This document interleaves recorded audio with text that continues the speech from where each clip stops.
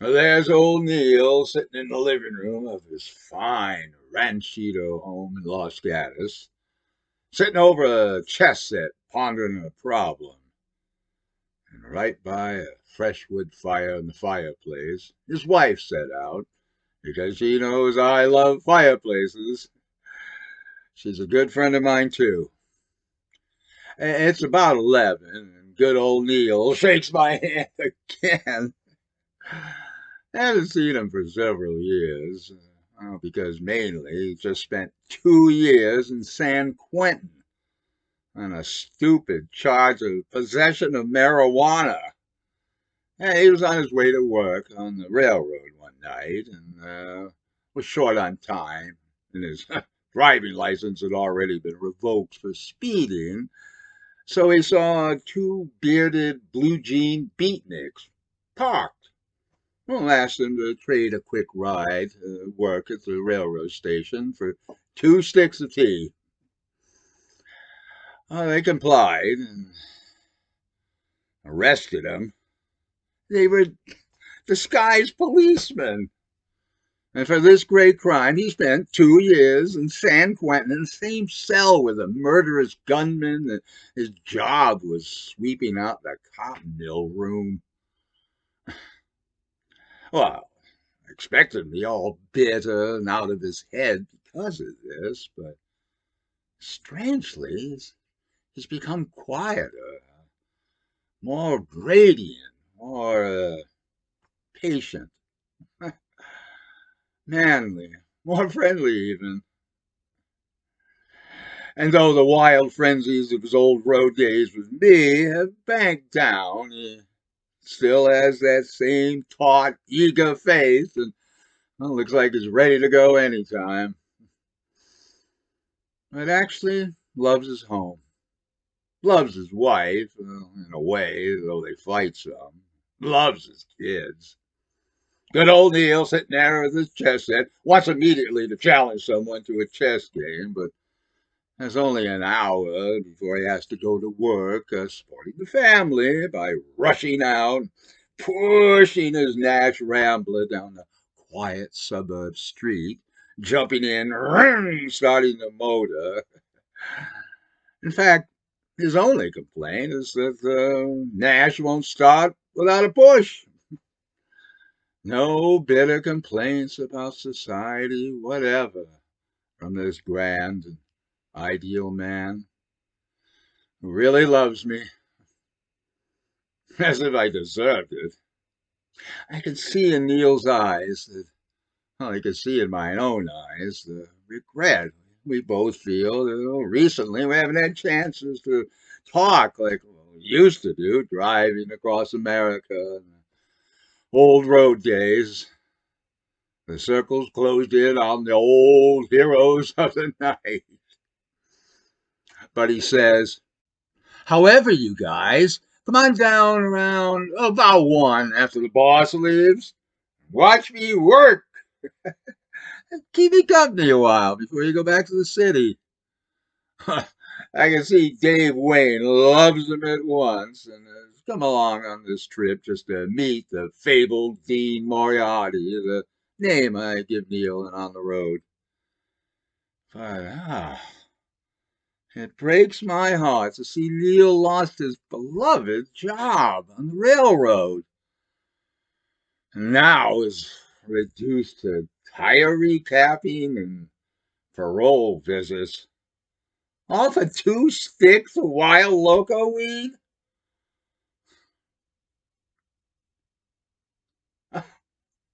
They're above the bookcase. Old photo of me and Neil arm in arm in the early days. And then Neil ponders a chess problem and says, drinking again, eh? Well, if there's anything he hates is to see me drink. So I help him push the Nash down the street and drink a while. And I talk to Carolyn, Neil's wife, a beautiful blonde woman. But she's got her mind on other things and taking care of the children. So we all yak and yell like fools to impress her. But all she really wants is to be alone with me to talk about Neil. So we do go out to the San Jose Highway to see Neil recap tires. There he is, wearing goggles and working like Vulcan at his forge, throwing tires all over the place with fantastic strength. The good ones high up on the pile. No, this one's no good. Down on another. Bing, bang, talking all the time. A fantastic lecture on tire recapping, which has us marvel with amazement. My God, he can do all that and even explain while he's doing it. Expecting to see a bitter ex-con, we see instead a martyr of the American night in goggles, making fellows laugh with joy with his funny explanations, and yet, at the same time, to a T, performing every bit of work he's being paid for. So we drive back to the city and go to the Mad Boarding House to drink some more. And I pass out, dead drunk, on the floor.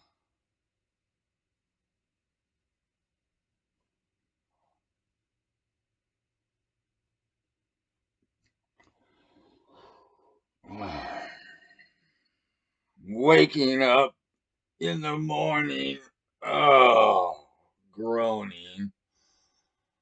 Oh.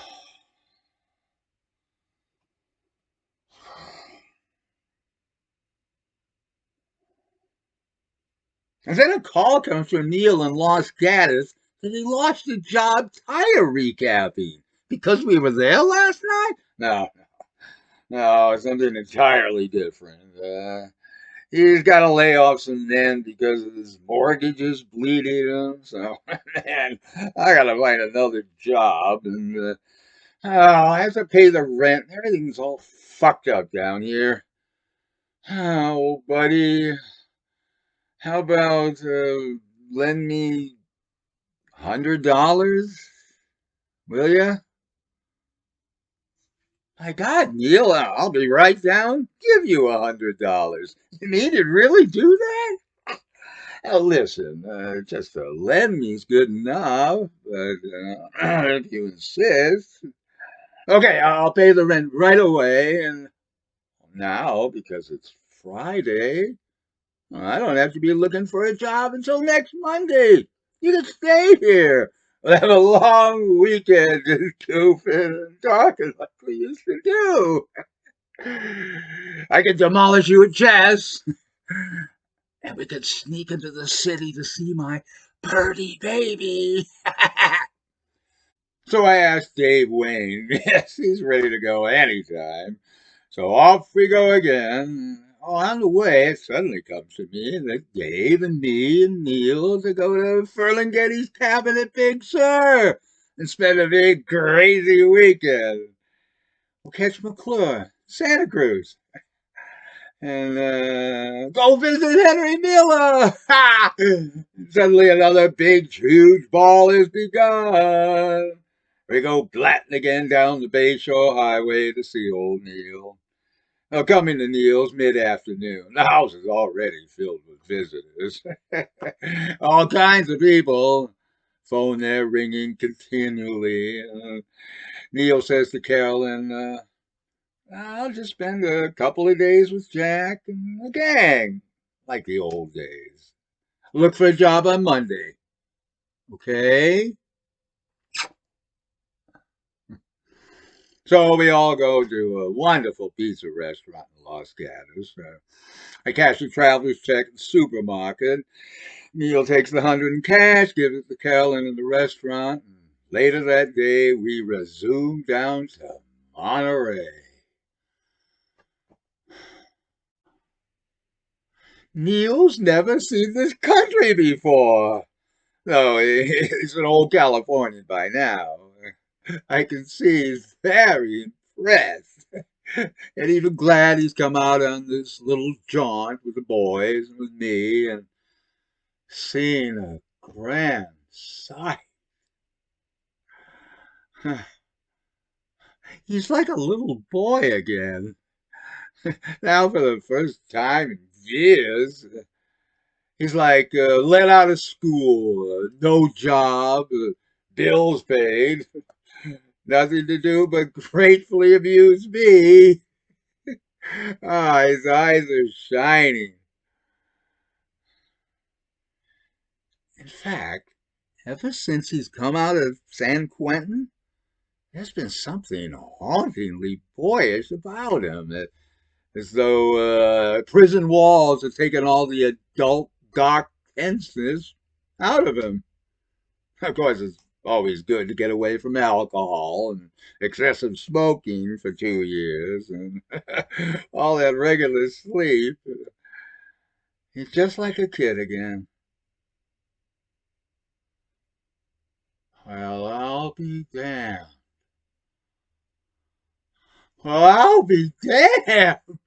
He keeps saying when he sees those bluffs and cliffs and hanging vines and dead trees. Jack, you mean to tell me you've been alone here for 3 weeks? Man, I wouldn't dare that. Must be awful at night. Oh, dig those redwoods! Ah, reminds me of old Colorado, by God. When I used to steal a car every week and drive out the hills like this with a fresh little high school something